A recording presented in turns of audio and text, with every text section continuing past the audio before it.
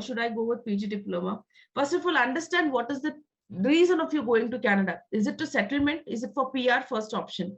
Is it for affordable education? Is it for skill programs? Right? Is it to have good return of investment? Is it for easy job opportunities? Then definitely PGDM is a good program for you. But here, like even for masters, this is good, but you need to have anything more than 65, 70, 75% in your academics if you're applying for masters, right? And your profile needs to be strong because it's quite competitive in universities. Okay, so understand both the things and accordingly choose the program. Okay. Yes. Good. Yes, either 7 days or within 5 days of the exam. Okay. So the speaking test is also recorded digitally these days, and nowadays it is also conducted through a video call. Depends upon the pandemic situation. Okay, post yes, depending upon the COVID situation, and even if it is great, Ray, thank you. So even if it is happening, through a video call, that in that case also you will have to go to the test center to book your to take your speaking test. Okay, so you cannot imagine yourself that you're sitting comfortably on your sofa at your home and taking the test through a video call. So it has to be, you have to go to the test center in that case. All right. So there are some general instructions that I wanted to give you before I start with the speaking module, the part 1. Okay. So first of all, always start your content of answer, your body language, your expressions is what is assessed. Okay, so make sure first of all that you are answering the question relevantly, you're not deviating from the topic. Okay, so for that, as a general, as a matter of fact, I would always suggest my students to practice speaking in English as much as you can. And the best way of assessing your speaking skills is literally, guys, literally, yes, start recording yourself, or you can stand in front of the mirror and start speaking. So by this, you will come to know how you're pronouncing the words, how is your body language, how is your facial expressions, and whether you are able to speak fluently or not. So this is coming out of my experience. I have learned to speak fluently like this only. No one has taught me. Okay, people go and search for spoken English classes. That's not the correct way. Okay, you can explore to learn a language, yes, to become fluent in any language in your own way, right? So if you really want to speak like me, I'm not saying I'm a perfect speaker, but the way I am speaking, I have learned through this way only. I did not join any spoken English classes. I started exploring myself. Right? Then next important point is be relaxed and try to give the answers as informative and interesting as possible. Okay, so do not give one line, one word, or yes or no answers. Right? So try to elaborate and give as many details as you can. So for example, if the examiner is asking you, yeah, do you like tea or coffee? Do not say I like tea or I like coffee. So replying in this way, the examiner won't have much content to judge your speaking skills. So it is important that you elaborate and stretch your answers, right, by giving proper reasons, explanations, or examples. Okay. Apart from that, be courteous and positive, right? Do not use negative words like crazy, stupid, terrible. So these words should be avoided.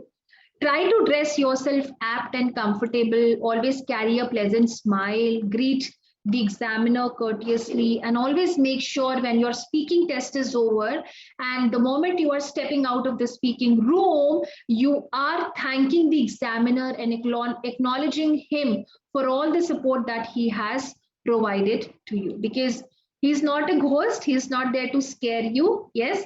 So he's just trying, he's just a moderator trying to get the best out of you. All right. So these are some of the instructions that I wanted to give you, some general tips for the speaking test. Okay. So now with this, how many sections do you have in the speaking test? How many sections, how many parts are there in the speaking test? Very good. Wonderful, wonderful, guys. 3 parts are there. Lovely, very good. There are 3 parts in the speaking test, as you all can see on the screen. Part 1, part 2, and part 3, right? So part 1 is all about the introduction and interview, right? Where the examiner is going to ask everything about yourself. Yes, some generic questions about your work, about your study, your family, your accommodation, and other familiar topics, right? In part 2, it's going to be a cue card, and it is also known as individual long-term talk, right? So here the examiner will give you a cue card. It is also known as a topic card. And then you will be given a minute to prepare on that particular topic, right? And then you will have to speak for about 2 minutes, right?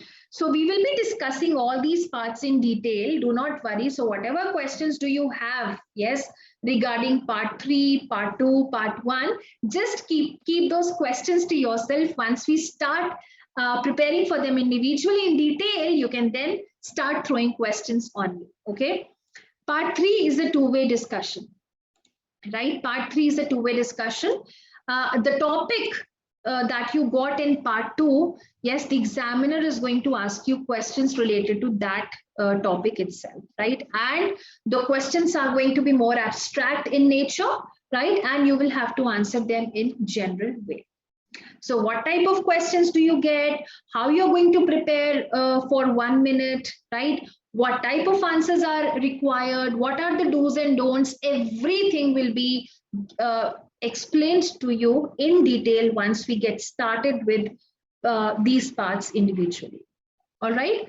Now, my next question to all of you is, what are the certain parameters or how your speaking is evaluated? Can somebody tell me in the chat box, obviously, how our speaking is evaluated?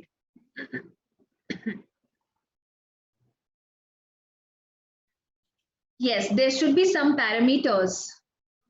Good, Janvi. Very good, Hemant. Very good, Athira. Krishna. Wonderful, Jayanti. Very good, Athang. Janath. Wonderful, guys. Yes. So you all are absolutely on the same page. There are 4 parameters based on which your speaking is evaluated. There are 4 parameters based on which your speaking is evaluated, right? So every parameter is going to carry 25% of the weightage of the total score, right? And these are the 4 band descriptors. These are the 4 criteria based on which your speaking is assessed by the examiner, right? So the first is fluency and coherence, right? The way you connect your ideas in a logical manner. Speaking fluently means you should not be taking a lot of efforts. You should not be using a lot of fillers. You should not be using a lot of pauses, right? So you should be speaking at a stretch without taking unnecessary pauses, okay? Next is lexical resource that constitute your vocabulary bank. Yeah, the type of words that you use, okay? Suchita, fillers means like, you know, like, so these are fillers, okay? So you should not be using them once or twice. It is okay as a matter of, you know, natural way of speaking, but you should not be repeating them. Otherwise, it is going to hamper your band score, okay? All right, so is it clear now? I'm sure, is it clear to everyone? Next is lexical resource, which relates to your vocabulary, okay? The type of words that you use, right? Idioms, phrasal verbs, collocations, and making sure that you're not repeating the words again and again. Try to be synonymous, right? Use more and more synonyms to make sure that you're not making repetitions, right? Next is grammatical range and accuracy. Obviously, you have to make sure that you're not making any grammatical errors. You're not making any grammatical errors, and making use of correct tenses, subject-verb agreement, and other parameters. And the last parameter is pronunciation, where you have to make sure that you're pronouncing the words clearly. Yes, you're not taking too much effort to, you know, the examiner should be able to comprehend whatever you're speaking. He should be able to understand whatever you are speaking. All right. Okay. So I can see a lot of messages in the chat box related to universities. Okay, I want to go to Canada. I want to, okay. Yes. So this reminds me of sharing one more important piece of information with everyone. How many of you want to seriously move abroad?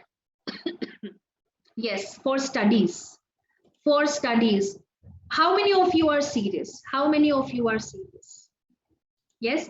My next question to all of you is, for example, you get 8 or 8.5 bands in the IELTS speaking. Do you think will you be able to go to Canada? Let's say, for example.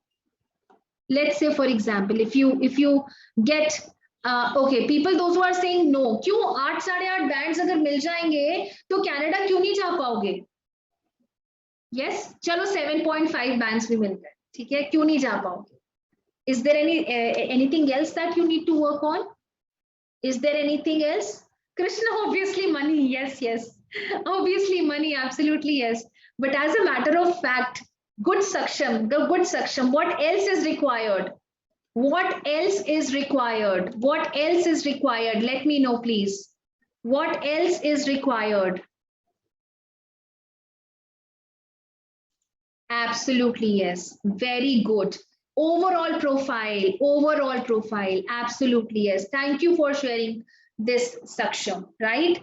Thank you for sharing this information, Saksham, right? So as Saksham mentioned, only scores are not important. Only scores are not we are looking at. Okay, there are a lot of other things that are taken into consideration before you get the admit from the university. Before you get the admit from the university. Okay, so I am sure that you know that you get a profile evaluation session absolutely complimentary along with this course. Do you know that? Do you all know that?